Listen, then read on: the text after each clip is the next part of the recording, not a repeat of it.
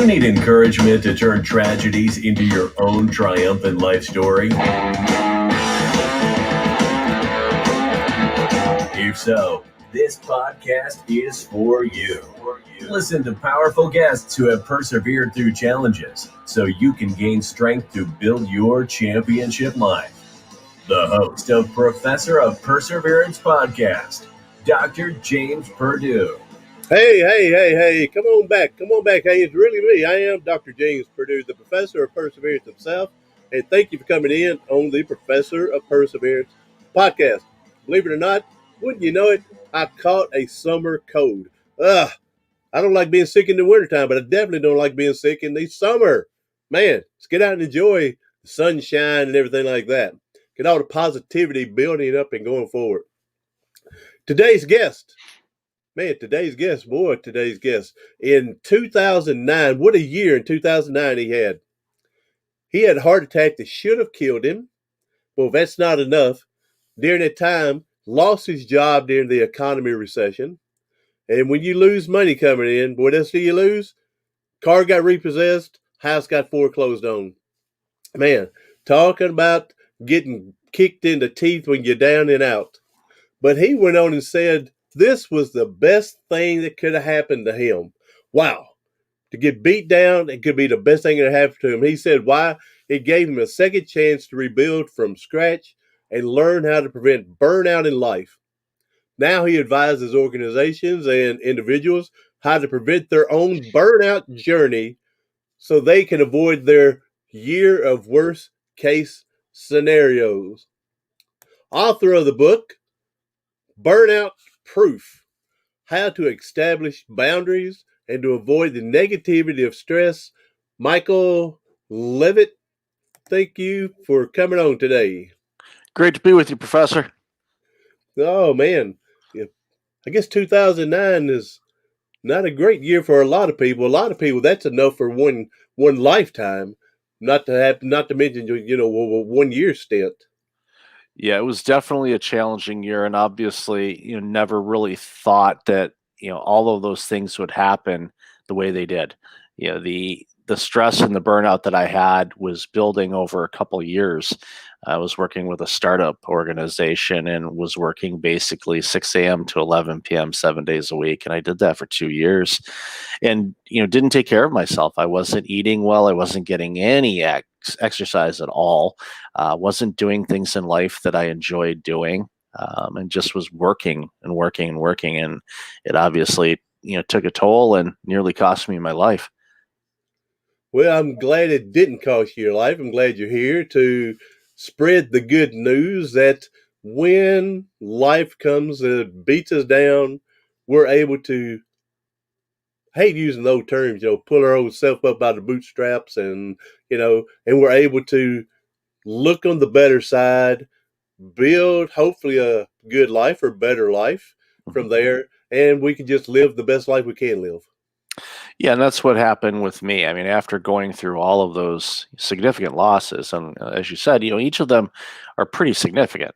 A 40-year-old should not have heart attacks that should kill them. That's not good. And then, of course, losing your job during a recession is never fun.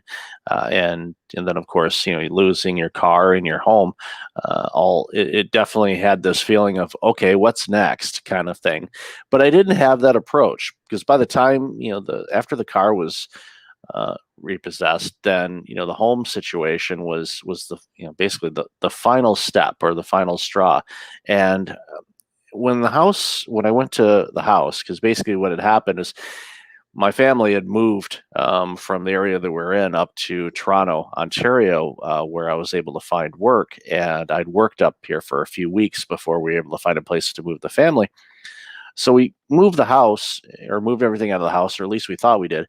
And when we got everything set up at the new place, we realized that we forgot our daughter's bunk bed ladder. So I needed to go back and get that and whatever else we happened to forget. And I went back the following weekend to visit with family and friends, and then swing by the house. And that's when I discovered that the house was foreclosed because there was a big padlock on the door and a sticker that said foreclosure. So I couldn't get in to get the ladder or anything else. But at that particular moment, and I talk about this in the first book that I talk about this journey of 369 days. I felt the greatest amount of peace that I've ever felt in my life at that moment when I saw the foreclosure sticker on the door, because I knew that was it. I wasn't going to get kicked anymore. I knew that, okay, I survived the health scare. I got a new job. We have a car. We have a place to live. So the basics were covered. And it was like, okay, there's nothing else that can be taken away from me at this point. So it was kind of a relief in a way. Well, it was ironic because we were going to be putting the house up for sale that following week, but I called a realtor and said, well, the bank is going to do that for us. So you can work with them if you want, and we'll go from there. So, but it did give me an opportunity during that time to take a deep look at how I was living my life, and I knew that it wasn't the right way. My healthcare doctor told me so, and social workers and everybody else you work with when you go through something like that told me, it's like, you're going to need to take a look at your life and see what choices you're making, because obviously the choices you were making before weren't working for you. And so I did, and it took time. And once I figured things out and how I wanted my life to look, then life started improving. And to even fast forward to today, I'm very fortunate. I'm healthy. I don't take any heart medication, which is great. And most cardiac patients, unfortunately, have to take medications their entire lives. But I made the necessary changes in my life and my nutrition and activity and everything else where the heart is healthy and I don't have to worry about it, which is great. But unfortunately, a lot of people, find themselves in these types of situations, especially now with this pandemic. It's been a very stressful period of time, and we're seeing a lot of people, unfortunately, burning out. Oh yeah, burning out and building unnecessary stress because, like you said, I'm sure when you start getting the letters in the mail, you're behind. You're behind. Our next step is coming to get the car. Our next step is 6 months from now the house. Mm-hmm. By the time, and like you said, once that foreclosure is on, I can see that it's going to relief. You're going, well, I don't have to worry about another letter coming anymore.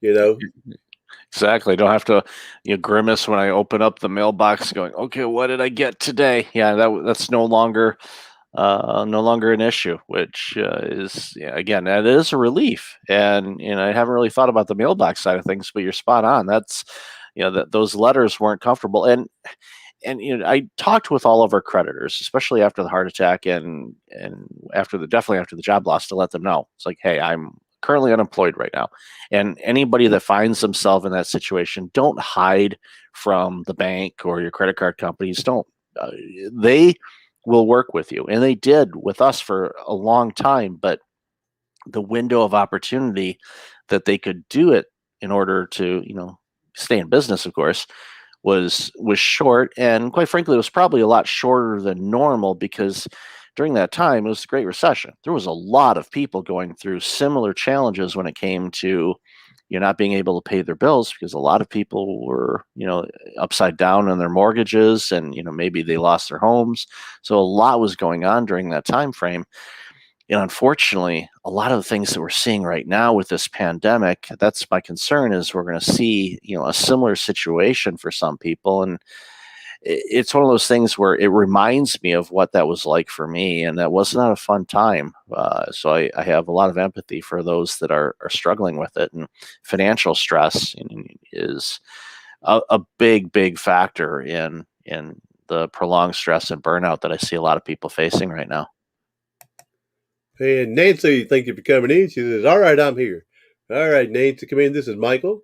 Tell his story. Now, hey, Michael, go ahead and how did this heart attack come about? All of a sudden you're moving stuff, just walking down the road or driving. And how did that come about? Because it's a big part of your story when you said a heart attack, it should have killed you. Yeah. In May of 2009, it was a Monday night, and I was mowing my front lawn, and I had an electric lawnmower because my lawn wasn't that big, and at the time, similar to now. Gas prices were pretty high, so I had an electric mower, and I mowed one row, and I turned the mower to mow another row, and I had this really sharp pain in the center of my chest, and it hurt. It hurt to the point where I couldn't finish mowing the lawn. And I'm like, wow, I pulled a muscle because, again, that mower was really bulky. So when I twisted it, I thought I pulled a muscle in my chest. And that pain was persistent if I lifted anything up with my right arm for the rest of the week. And I'm left-handed, so I don't tend to lift a lot with my right arm, but occasionally I will. And every time I lifted anything, that pain was there. It was mild. It didn't bug me too much, but I'm like, okay, that eventually it'll heal. So fast forward to Thursday night of that week, I went out to dinner at a local restaurant, and they had an all-you-can-eat special, and I took them up on that offer. There you go. I went crazy, and they had I'm getting my money's worth. fried chicken, ribs. They had I'm getting my onion money's rings, worth. French fry. Oh Thing. yeah, they lost money on that deal That's that right, night for that's right. sure, and washed it down with a few adult beverages, and life was good. I went to bed that night, and about an hour and a half or so after I went to sleep, I woke up with that pain that I had on Monday night, but it was at least 10 times worse. It really, really hurt. And at first I thought, okay, this is what you get for eating all that food. I thought I just had really bad indigestion. So I went into the bathroom, I took some Tums. I was able to go to sleep, but then when I woke up Friday morning, that pain was persistent. It wasn't going away. And I went into the office, and I worked at a medical clinic. I was working as an administrator for a medical clinic, and I was working for about an hour. And then I talked with the physician there, and I said, you know what? I explained to him what had happened the previous few days. So he listens to my chest, and he goes, I don't think there's anything wrong, but we've got EKG equipment in our clinic, so let's run some tests just to make sure everything's okay. So I go back into the procedure room, and one of our physicians is in there, our nurse and one of our admin / receptionists were there, and they're all laughing hysterically. They're giggling and all this stuff, and you're like, why are they laughing? Because their boss was in there taking all his clothes off down to his underwear. And they're making all kinds of harassment jokes. Of course, this was before Me Too and all of that, but they're just having a blast with it. I'm as red as a tomato, being embarrassed because here I am taking my clothes off at work, which most people likely don't do. But here I am. And then finally they said, okay, let's go ahead and hook you up. So they put all the electrodes on me, and they run the test, and they see the results, and they were really confused. They're like, this doesn't look right. So they disconnected all the leads, and then they put everything back on again in different spots. They ran the test again. They got the same results. So they faxed off the information to Dr. Gina at Hotel du Grace Hospital in Windsor, Ontario, where I was living. And about 10 minutes later, Dr. Gina called back and said, tell Michael to get his butt in the hospital right now, and he can't drive here. So that's, I'd had a pretty significant heart attack that Thursday evening. I had 2 blockages in my left anterior descending artery, and that artery has a nickname in the cardiology world. It's called the Widowmaker. Yeah. Because typically when people have blockages in that artery and they have a heart attack, the survival rate is very low. Even the doctor, Dr. Morsi, who put the stents, I had 2 stents in my artery. Before he put the stents in, he came by, and I was in the prep room before the procedure was to be done. And, he looks at me and he says, you don't know how lucky you are to be alive. You should be dead. And I looked at him and I said, I see you skipped bedside manner class in medical school. And we all laughed, and he had a good time with it. And he put the, stents in, and I was able to go home the next day. But, it was such a huge moment. And, even then, and I was off of work for 17 weeks before my employer let me go. That 17 weeks that I had to recover was, of course, during summertime, which was, if you're going to have a heart attack and miss work, do it during the summer when the weather's great. That's just a pro tip for people. I wouldn't tell anybody to have a heart attack, but if you're going to do something, have a health scare, and you got to take time off, do it in the summertime. At least when you're relaxing, you're enjoying all the weather and the fun stuff. Smell that fresh air out there. Exactly. Freshly cut grass. Boy, I like to smell the fresh cut grass. Yep. Yeah. And the thing of it is, because of my situation, I had to hire somebody to mow my lawn. So it was always nice to go out in the back patio and just sit there, and the grass is freshly cut, and hearing the birds and everything else moving around, and having a good time. And yeah, it was a good time for me to recover and relax, because up to that point, I quite frankly forgotten how to relax. And, when you have this, and when I was on the heart medication at that point, one of the side effects I had was this strong necessity to take a nap around 2 o'clock every day. And which sounds amazing for a lot of us, but for me, I was never really much of a napper except on Saturdays, maybe, and definitely Saturdays during college football season. I'd fall asleep about 1:30 in the afternoon, wake up around 3:45, and UCLA or one of the West Coast teams started playing. I'm like, okay, well, who won the game before? And that was you'd have to go on the computer and say, okay, who won the game that I was watching, because the game was already over. So that was always a common thing for me, is I just get nice and comfy in the lazy boy watching college football and pass out. But I knew get ready for the 7 o'clock game. exactly, but I had to do that every day of the week, because one of the side effects of the medication was just it would knock me out. And I'm like, I don't like this. So I talked to my doctor, and they changed one of the medications, and I didn't have to deal with that anymore. But it did give me time to relax and just recover and heal from what had happened, and just kind of take stock in, okay, what led to this. And that's the time where I really realized a lot of things that I was doing wasn't good. And then, being let go from your job during the recession was not good. So it took a long time to find a new job. It took me several months to find one, which involved a relocation, of course. And, from that standpoint, my full-time job was looking for a job, and it took a lot of time, but I did end up finding one. But, and a lot of these things I see people having to deal with, all the time. And it's stressful, because you want to provide. When you're a parent, or you just want to live your life, if you're single, you want to be able to have money to be able to do things and pay for things. And when you're recovering from a health scare and on unemployment, that can add stress, which was always something that I was concerned about, because the heart attack came about because of stress and burnout, and then losing your job and trying to find a job is stressful. So there was a lot of concern by my family and friends and my physician of, okay, here you are, don't stress yourself out. Your heart is not strong enough for you to have that happen to you. So definitely a challenging time in my life. Jay, right. Hey, buddy, thanks for coming in. He goes, wow, that's amazing. You are lucky. I am. Thank you. And of course, if you come in a little earlier, Jay, he said all this stuff happened was actually a blessing in disguise. He said one of the best things that happened to him, and he can get into that here in a minute. But also, he's an author of Burnout Proof: How to Establish Boundaries so you can avoid the negativity of stress.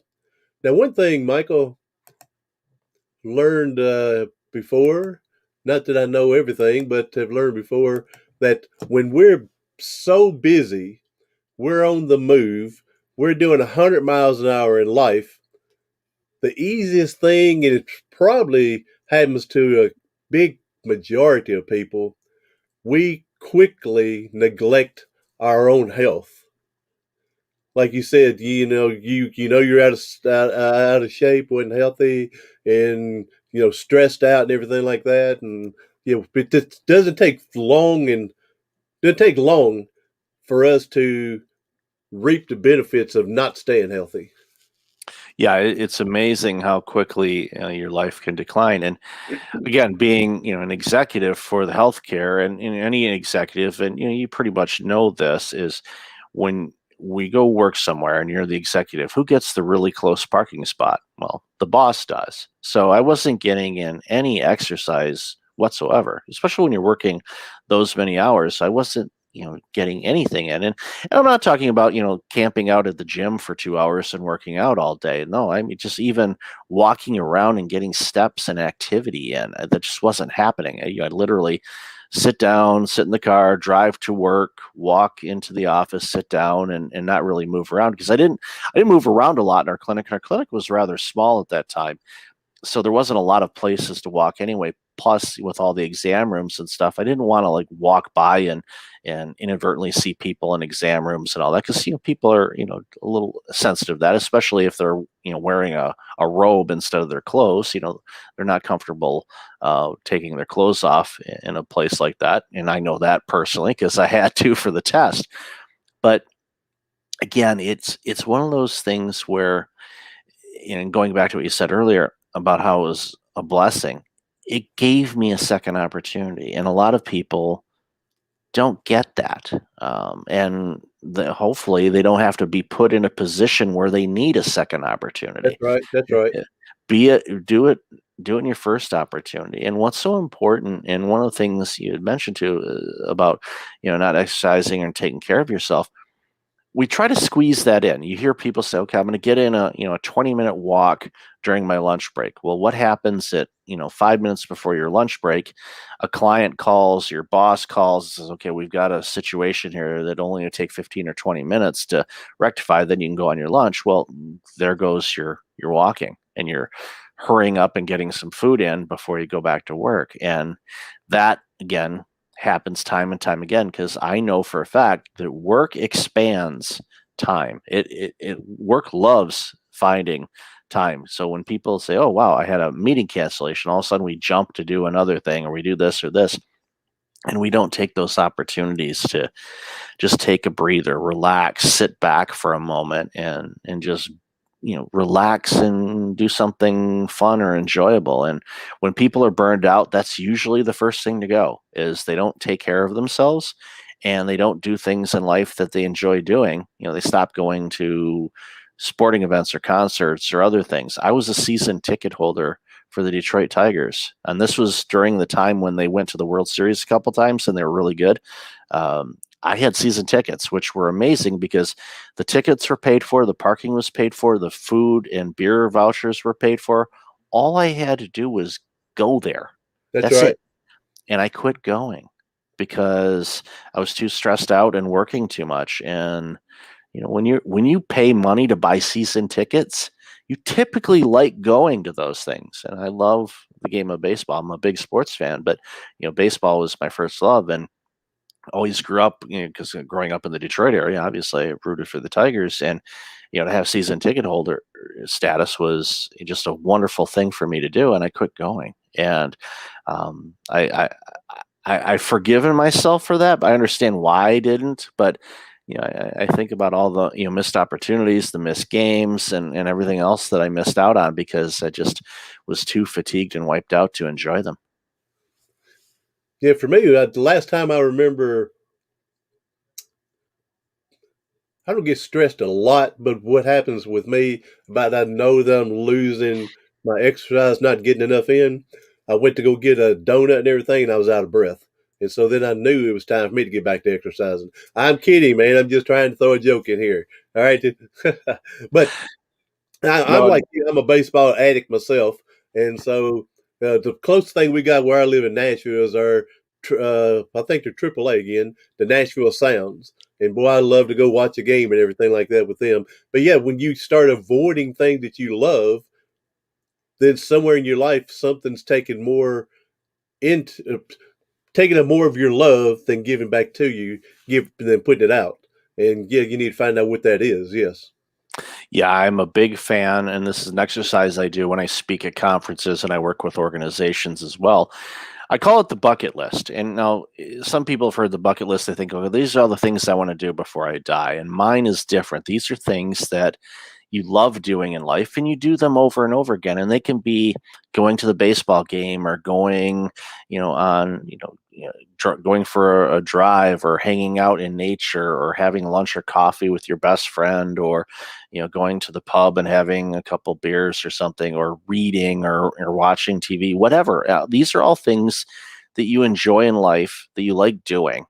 So with the exercises, I have people list out all of those things on a piece of paper, or maybe it might take 2 or 3 pieces of paper, list everything out. And then once they've listed out everything that they can think of, then I have them on the right side of every one of those items, write down the last time they did them.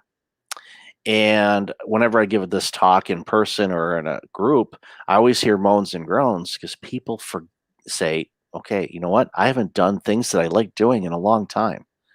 And of course, I'll ask them why. And the answer is, I don't have enough time. Like, we all get the same amount of time. We have to prioritize and schedule these things because if we don't, then we lose out. Michael Hyatt, one of my Yeah. favorite leadership mentors, Yeah. he has a saying, what gets scheduled gets done. So you scheduled your meetings. We scheduled this interview. You schedule different things we have to do. You have to schedule those fun things too. And it seems silly at first. You're like, wait a minute, I'm going to schedule my lunch or I'm going to schedule a nap. Yep. If it's what you need, schedule it because what gets scheduled gets done. And if you don't schedule it, yeah. And it takes some time. I mean, my original career was public accounting, so I had to keep track of my time, billable hours, and all of that. So it wasn't a problem for me, but some people, it's a little bit of a challenge at first. But start off small, and then you'll get in the habit of it, and then you can start scheduling these things you like doing. And what happens is it makes your life a little bit more enjoyable. You're not just working. You're doing other things in life that fulfill you, and they can be anything, from going to, take an online course to learn something new to, literally just, hanging out on your balcony or patio or, going to a restaurant or watching a movie or whatever the case may be. All those things that bring you joy and fulfillment in your life, you need to do those more. And it'll Like an make online course, you can go to your website and sign up for your online course on your burnout session. Yep. And if they use the code 90 NINETY, they can get 90% off of it. So I want to make it affordable for everybody to do it. And because the thing of it is, burnout's not fun. You heard what happened to me, and burnout was the reason why I had that wonderful year of worst case scenarios. Burnout was the reason. I just wasn't taking care of myself, and you don't have to be burned out.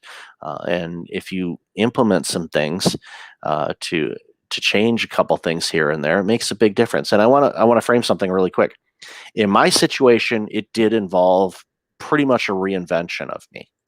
99% of the people that are burned out or burning out do not need to reinvent your life. You don't.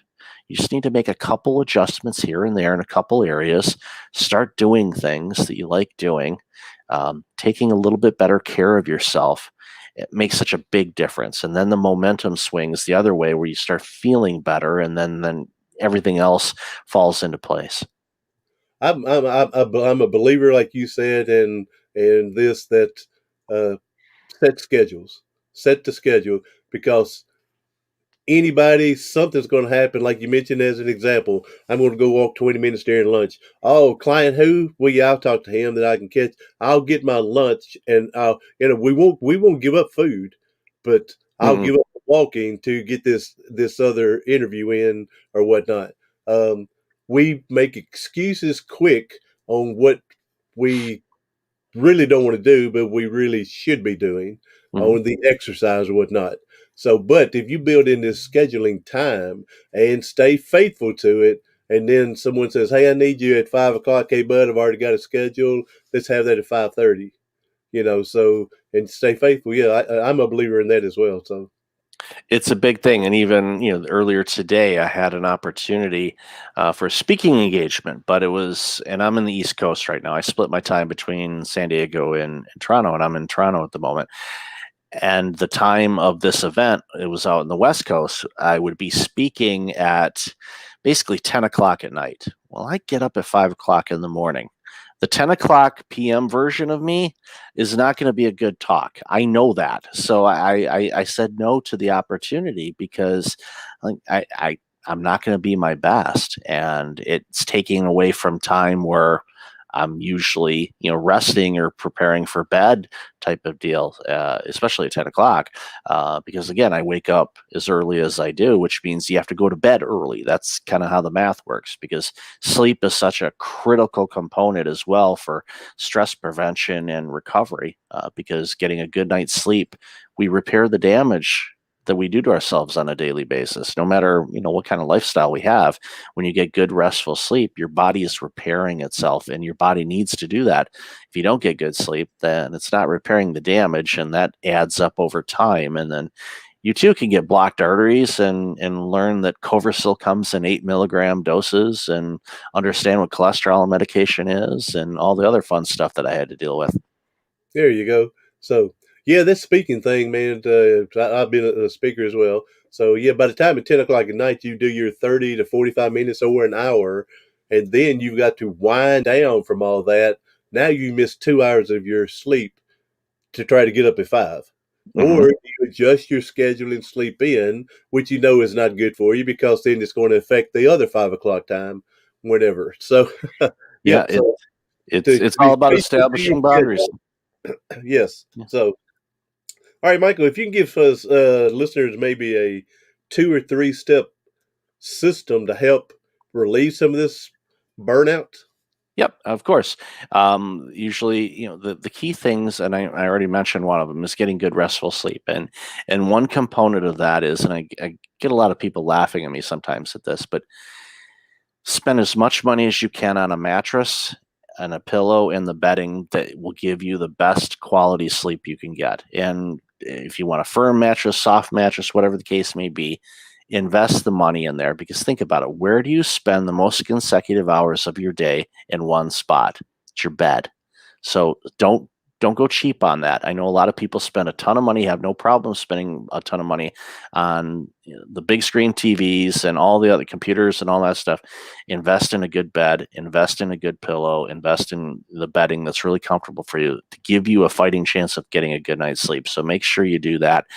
Schedule activity. I know with this pandemic, a lot of us, were landlocked for a while and weren't getting out and doing things. A lot of the gyms were closed. So unless you had, workout equipment, to work your upper body or, other parts of your body and all that good stuff, you aren't getting the activity. And getting some activity helps reduce stress. So that's a big thing. So factor that in. Thirdly, a lot of people are going to think, okay, he's going to tell us about diet and nutrition and don't eat fast food. What's more important, and this is a great tip that helped me, is each of us have intolerances to certain types of foods. We may be aware of them, we might not be. I have a lactose intolerance, so I know, okay, stay away from milk and ice cream, unfortunately, which is so cruel, but here we are. But thankfully there's lactose free things, so I can get my my palate happy with that kind of stuff. But I always recommend that you work with your healthcare provider and get a food sensitivity test or a food intolerance test to figure out what foods you have intolerances to. Because if you're not aware of them, then what happens is when you eat those foods, your gut and the bacteria and stuff has to work harder, because it's basically a I don't want to say it's a poison, but in a way it is. If you have an intolerance to something, it's kind of poisonous to your body to the extent where your gut has to work harder to do that. And our gut bacteria and activity often happens while we're sleeping. So it's fighting this battle with something that it's not good for you, which can obviously impact your sleep and not give you the best sleep. So when you figure out what your intolerances are, then you can adjust your diet accordingly and limit your consumption of those things, which then means your gut bacteria is healthier, you're healthier, you sleep better, you break down foods easier, and again, it impacts how you're feeling. You do those 3 things, it'll make a big difference. And then, I'm going to throw in a bonus one real quick. Schedule that fun time. Find your bucket list, schedule those things, do at least 2 or 3 things a week. Because the list that I see from people, the majority of the things that I see on those lists can be done in less than an hour and cost less than $20. So it's not like they put this long list of going on cruises and going overseas and all of this other fun stuff, which is on there too. But a lot of the things that we like doing in life, you can do easily and within an hour's time and not cost you a lot of money. So put those in your calendar. And when you do, you start feeling better. Your life is a little bit more harmonious and it'll reduce the stress. And reduced stress means you won't burn out, because you need prolonged stress in order to burn out. So if you get rid of the prolonged stress, you won't burn out. That's right. Nancy, she said, it does take time for your brain to settle down and unwind. She understands that. Thank you, Nancy, again for coming in. Jay, thank you, buddy, for coming in. And Michael, yeah, those are good 3 steps and the bonus. I really enjoyed the again schedule, and stick with that schedule as best as possible. Yeah, there's going to be days it's going to have to adjust, but for the biggest part, stick to the schedule, and that way you can work everything, because again it's easy for us to go, I didn't have time to exercise, but I laid around for 4 hours watching TV, you know, and you're justifying instead of getting up and doing. So yeah, so it's easy to make excuses. So all right, Michael, again, appreciate you coming and sharing your story, giving us a little tips here. Tell everyone how social media and how they can get hold of you, and we'll mention your 90% bonus on your course. We'll put it in the description. Yeah, the best way to find me, go to breakfastleadership.com. There's a bunch of stuff on there that you can find. I'm on most of the social media channels. You can look under either the letter B, Fast Leadership, so B and then Fast Leadership, or hashtag Breakfast Leadership. You should be able to find me on most of the channels. All right, then be sure to hunt him up and be sure to get his book. Right here it is again, and it's a burnout proof: how to establish boundaries to avoid the negativity of stress. All right, Michael, appreciate this. You've helped out a bunch of people today. You helped give us some pointers for us. Now, if you know as well as I do, there's people struggling out there, and if you can give us a powerful statement that's going to get someone out of today, to lift them up, whatever they're stressing out on, struggling today, if you can help them.